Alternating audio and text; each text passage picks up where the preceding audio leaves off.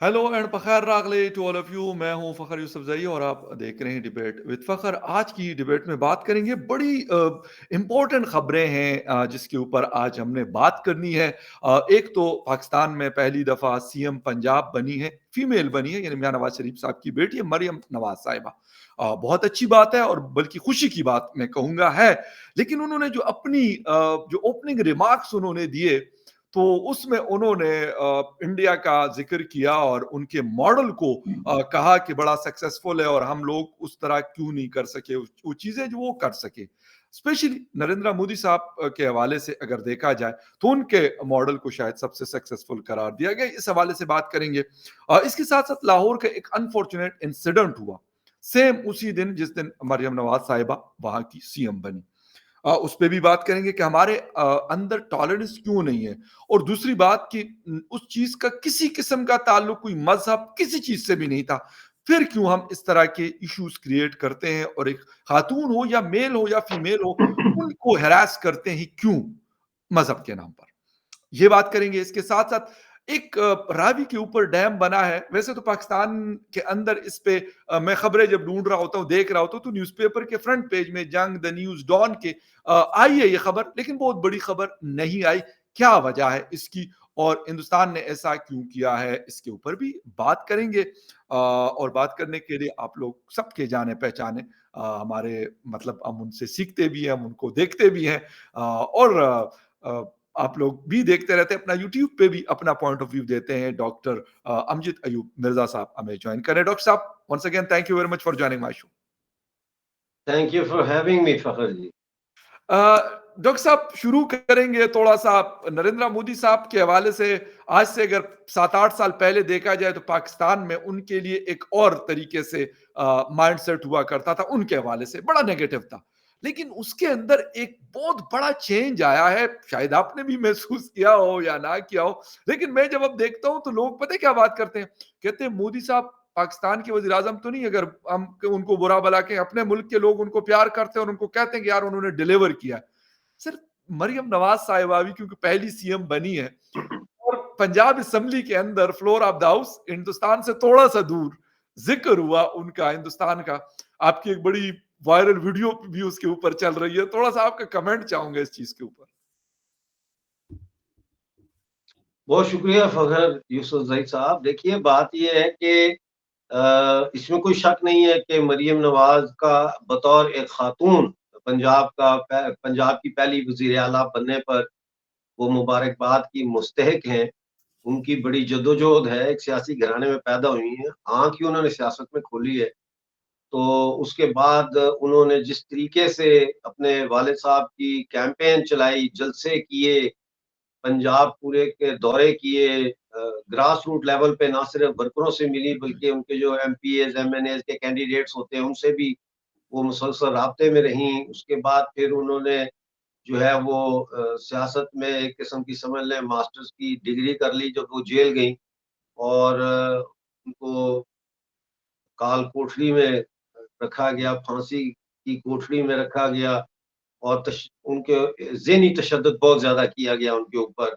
और फिर जिस तरह उनके होटल होटल में बिल्कुल। घुस गई जी, बिल्कुल। जो है वो खलाई मखलूक के लोग और बिल्कुल। मतलब हर तरह से उनको हरासा किया और उन्होंने जो है वो निहायत ही मैं समझता हूँ बहादुरी के साथ और बुर्दबारी के साथ इन चीज़ों का मुकाबला किया और आज वो सीएम बन गई हैं। अब लोग कहेंगे जी वो नवाज़ शरीफ की बेटी है तो इसलिए सीएम बन गई है। भई हाँ, वो नवाज़ शरीफ की बेटी है। नवाज़ शरीफ जो है वो पाकिस्तान की एक बहुत बड़ी पार्टी के रहनुमा हैं, वज़ीर-ए-आज़म रह चुके हैं 3 दफ़ा, उनकी बेटी है, तो वो एक बेनिफिट तो है उनको, उसमें कोई शक नहीं है। लेकिन इम्पोर्टेंट जो कल इवेंट था वो उनकी तकरीर थी और मैंने वो पूरी तकरीर सुनी, हल्फ भी जी, सुना, तकरीर भी सुनी।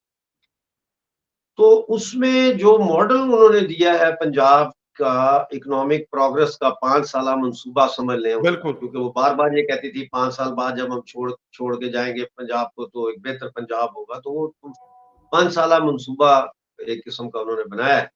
अब इसमें जो उन्होंने कहा है कि वो करना चाहती हैं, वो सबसे इम्पोर्टेंट तो उसमें जो है उन्होंने ज़राअत की बात की है कि ज़राअत को जो है वो किया जाएगा, मैकेनाइज किया जाए उसको या और उसकी प्रोडक्टिविटी को बेहतर किया जाए, और ये सारी चीज़ें उन्होंने की।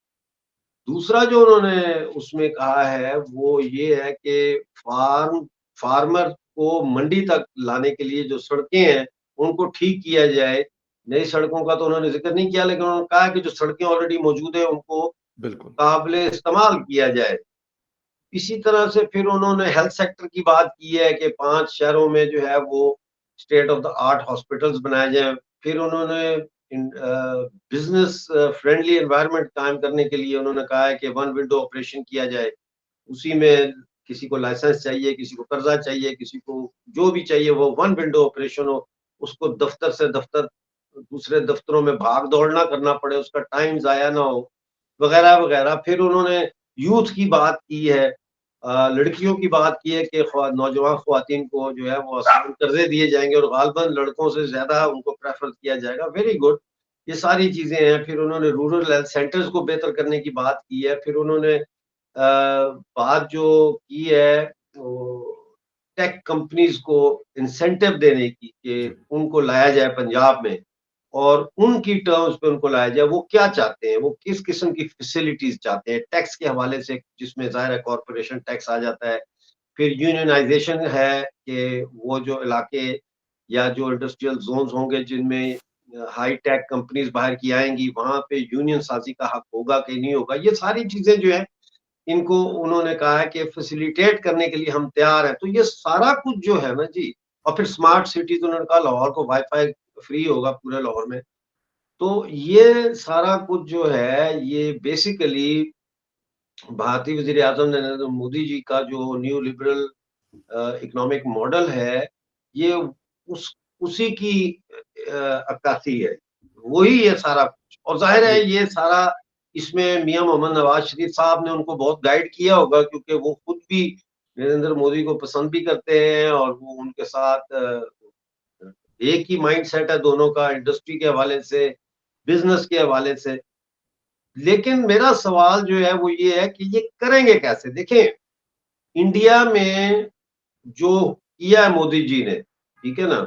एकदम 5वीं बड़ी इकॉनमी बन गई। बिल्कुल, बिल्कुल सही। अब वो कहते हैं कि दो अगले 4 साल में तीसरी बनाएँगे, पहले चौथी बिल्कुल कहते सही थे, वो बात कहते है। हैं नहीं-नहीं अब हम तीसरी बड़ी इकॉनमी बनने जा रहे हैं। बिल्कुल, बेशक। फिर आप देखते हैं जी20 वहाँ हुई, सारा कुछ इन्वेस्टमेंट्स आ रही हैं वहाँ पे, पूरा मुल्क डिजिटाइज़ कर दिया उन्होंने।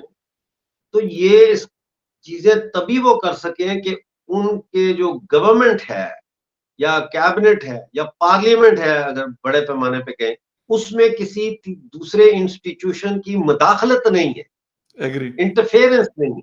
जी, तो बिल्कुल। उसका वजह ये है कि इंडिया में डेमोक्रेसी बहुत स्ट्रांग है, उस रूटेड है वो, उस माशरे के मिजाज में रूटेड है वो।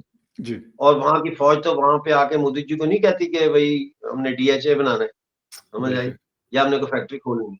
बिल्कुल सही। तो ऐसे में पंजाब जो तकरीबन 12 साढ़े 12 करोड़ की आबादी का सबसे बड़ा सूबा है आबादी के लिहाज से पाकिस्तान बिल्कुल, का, इस सूबे में ही तो सबसे ज्यादा आर्मी की बिजनेस एंटरप्राइज की इन्वेस्टमेंट्स हैं। सीमेंट फैक्ट्रियों से लेकर शुगर मिलों तक, बिल्कुल, ज़रई ज़मीनों से लेकर मिलिट्री फार्म्स तक, बिल्कुल। सारे कुछ पे तो वो है। या बैंकिंग के ऊपर वो इन्वॉल्व है। तो आप कैसे प्राइवेट सेक्टर को कायम करेंगे, जबकि आपका मुकाबला जो है वो हिंदुस्तान की मंडी से नहीं है, बल्कि अपने अंदर ही एक और या मंडी से है, जिसके ऊपर पाकिस्तान की मिलिट्री एस्टेब्लिशमेंट का कब्जा है। $100 बिलियन सालाना की वो उनकी इंडस्ट्री है भाई। तो वो बिल्कुल। आपको चलने देंगे? पहली बात तो ये है। दूसरी बात इसमें आ जाती है जो वो ये है कि जब तक आपके यहाँ डेमोक्रेटिक इंस्टीट्यूशन जो है पार्लियामेंट का, वो फ्री नहीं होता एस्टेब्लिशमेंट की गिरफ्त से, आप फैसले कैसे करेंगे? वो पीछे बैठे मैनिपुलेट करेंगे, 2 वोट इधर से लिए, 4 वोट उधर से लिए, आपका बिल ही पास ना हो फिर। तो बिल्कुल। अभी और फिर आपके यहाँ फ्रीडम ऑफ स्पीच नहीं है, बिल्कुल भी नहीं है ना। आप हम ट्विटर लोग तो सर बात 13 करते हैं, दिन से बंद बचा है के बात ट्विटर। करते हैं। अभी देखें आप, असद अली तूर को उठा लिया है, इमरान बिल्कुल रियाज है। को फिर उठा लिया है। यस, एफआईए बिल्कुल, से पूछते हो क्या, ना वो हाँ करते हैं ना वो ना करते हैं। आज हामिद मीर ने जो है उसने मूवमेंट शुरू कर दी है कि सबको गिरफ्तार करो, हम सबको पकड़ो। बिल्कुल सही। पहले तो कहते थे ना रिहा करो, अब वो कहता नहीं, हम रिहाई का मुतालबा नहीं करते, एक ही जी, दफा पकड़ो जिसको पकड़ना है। ये रोज रोज का झंझट ही खत्म हो। तो खत्म इस हो जाए। समाज में अब मरियम नवाज जो है वो बनी है चीफ मिनिस्टर, 5 साल के लिए बनी है या उससे पहले उनको फारिग किया जाता है, आई डोंट नो। लेकिन मैं भी सोच रहा था कि अगर मैं जब पाकिस्तान में होता था और मरियम नवाज होती, तो मैं यकीनन उनसे अपॉइंटमेंट लेके मिलने जाता। और जो हुँ, उन्होंने हेल्थ प्रोग्राम दिया है, हेल्थ का जो सिस्टम बनाया दिया है उन्होंने, जी, बिल्कुल वो सिस्टम मैंने लिख के पूरा प्रपोजल बेनजीर भुट्टो साहब को इस्लामाबाद में उनको हाथ में दिया था। तो उनकी सेक्रेटरी ने बाद में मुझे बुलाया मीटिंग के लिए, तो उन्होंने मुझे कहा कि आप लोग जब मांगते हैं तो इतना मुंह खोल के मांगते हैं। हालांकि मैंने कोई तनख्वाह नहीं मांगी थी, कोई पैसे नहीं मांगे थे। सही, मैंने से ये कहा था कि रावलपिंडी डिवीजन में पाकिस्तान पीपल्स पार्टी बुरी तरह हार गई है। जुल्फकार अली भुट्टो के जमाने में पंजाब में पीपल पार्टी की बड़ी पकड़ थी और पिंडी डिवीजन सारा प्रो पीपल पार्टी था। सही, मैंने उनको कहा, आप 5 साल के लिए जितना अरसा आप प्राइम मिनिस्टर है, मुझे इस पूरे पिंडी डिवीजन का 4 तहसीलें थी उस वक्त, उसमें इसका चीफ मेडिकल अफसर बना दे, एक एम्बुलेंस दे दें और एक मुझे मोबाइल लेबोरेटरी दे दें जिसमें पोर्टेबल एक्सरे मशीन हो। तो मैं यहाँ से जितनी भी ये वबाई बीमारियां हैं, जैसे मलेरिया है, टाइफाइड है, इस तरह की जो बीमारियां हैं, यरकान है, मैं इनका सफाया कर दूंगा। फिर आप आए यहाँ इलेक्शन लड़े और आप कहें कि हमने लोगों की सेहत ठीक की है, ये किया है। मैं बिल्कुल, देखता हूँ कैसे पीपल्स पार्टी नहीं जीतती उस पे वो, बेशक, मतलब है हमारे लोग कुछ करने के लिए तैयार नहीं थे।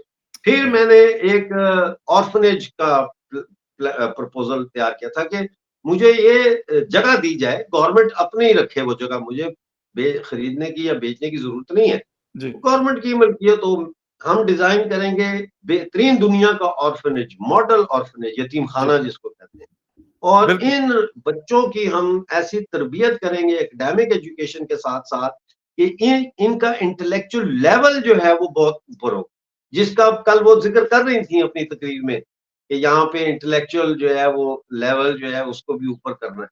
तो अब बहुत देर हो चुकी है। अब देखिए, अब पाकिस्तान जो है ये इसको ठीक करना जो है ना, वो फरिश्ते ही ठीक कर सकते हैं, इंसान का तो बहुत मुश्किल है कि इसको ठीक करे, क्योंकि बिल्कुल, कोई इदारा पीछे हटने के लिए तैयार नहीं है, कोई बिल्कुल इदारा आप पीछे हटने के लिए तैयार आपने डॉक्टर साहब बड़ी ज़बरदस्त बात आपने की इस हवाले से कि कुछ वो कहते हैं हमारे वो पश्तो में कहते हैं कि कुछ चक्की में मसला होता है और कुछ जो गंदम या गेव जो भी आप लेके आते हैं दाने या कुछ वो गीले होते हैं, तो हमारे यहाँ कुछ इस किस्म का सिस्टम है अनफॉर्च्यूनेटली।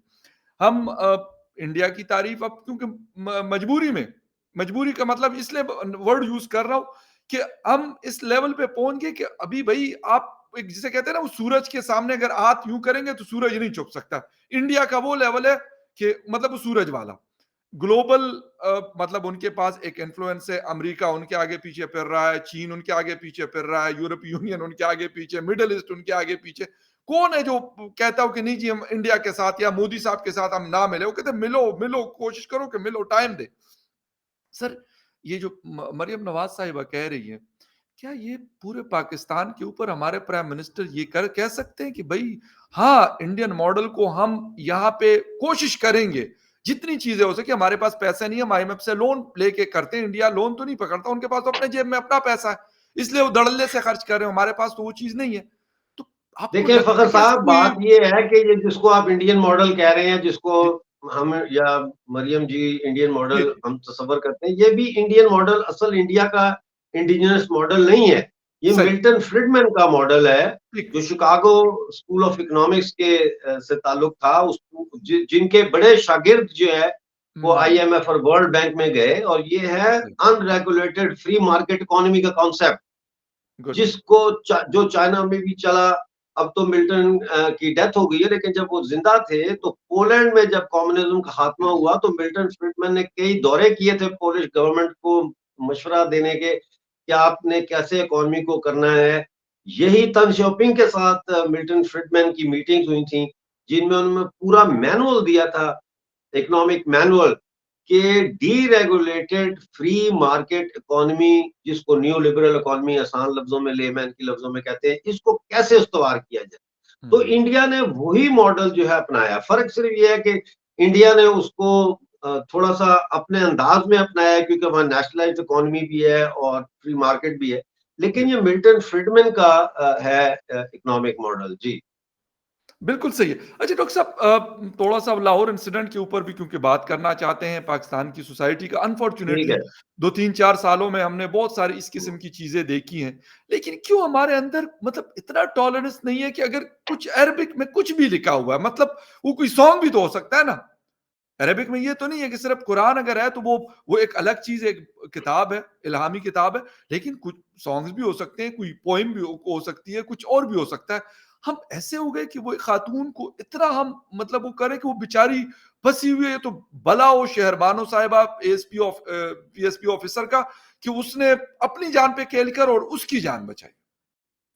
देखें जी, एएसपी शेरबानो को तो पता नहीं है पुलिस के क्या तमगे होते हैं, लेकिन उनको तो तमगा शुजात मिलना चाहिए, एग्री, क्योंकि उन्होंने अपनी जान खतरे में डाली एक बिल्कुल ठीक खातून कह रहे होते हैं। हुए, एग्ज़ैक्टली ठीक है ना? बिल्कुल और सही एक है। वायलेंट मॉब के अंदर घुसी, रास्ता बनाया, उसको लेके बाहर निकली, तो उनको तो मैं, अगर मेरी कोई पोज़ीशन होती तो मैं उनको ज़रूर तमगा शुजात के लिए मिनिमम रिकमेंड ज़बरदस्त, उनका नाम ज़रूर ज़बरदस्त। करता। गुड। अब आपका जो सवाल है एक्सक्यूज़ मी, मैंने आज से 15 साल पहले मैं पाकिस्तान गया था और मैंने पंजाब के कुछ इलाकों का दौरा किया था, लाहौर, शेखुपुरा, इधर-उधर। मकसद ये था कि ये मैं देखना चाहता था कि पाकिस्तान के दही इलाकों में, जो रूरल पाकिस्तान है, इसमें जो मज़हबी जुनूनियत है, वो कितनी सरायत कर चुकी है। शहरों में तो हमें पता है, लेकिन देही इलाकों में क्या सूरत-ए-हाल है, तो वो मैं खोज लगाने के लिए गया था कैमरामैन लेके, जी। और सारा तो हम वहाँ गए और मैंने तो टूर किया, और उसके बाद जो मैंने वहाँ से जो मुझे समझ आई बात की, वो ये थी। एक होती है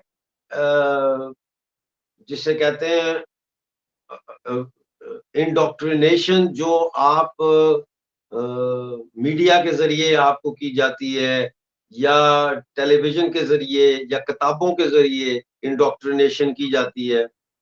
जैसे एक ज़माना था जब ऐसी किताबें पाकिस्तान में छपती थीं जिनमें शियों को कत्ल करने और शियों को काफ़िर करार बिल्कुल दिए सही। जाने की बिल्कुल, बात होती थी। बिल्कुल। बाद में वो किताबें बैन की, लेकिन ऐसी किताबें छपी हैं, और आपने हर मदरसे के अंदर जो है वो नफ़रत का सबक पढ़ाया है, हेट्रेड का, अ, दूसरे के बारे में जो आपसे मुख्तलिफ है, ठीक है ना?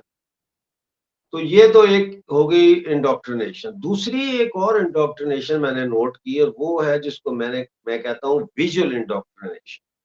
देख देख के जो आपके अंदर एक लाशऊरी तौर पर जो आप इंडोक्ट्रिनेट हो रहे होते हैं।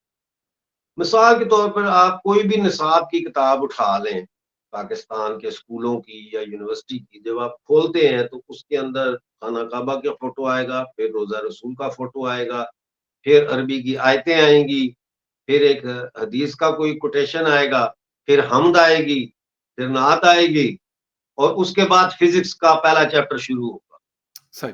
ठीक है जी? ठीक है। ये जो आपकी किताब में जो छपा हुआ होता है ना, ये विज़ुअल इंडोक्ट्रिनेशन है। ठीक है? जो आप जो आप महसूस नहीं करते, लेकिन आप हो रहे होते हैं इंडोक्ट्रिनेट उसके साथ-साथ।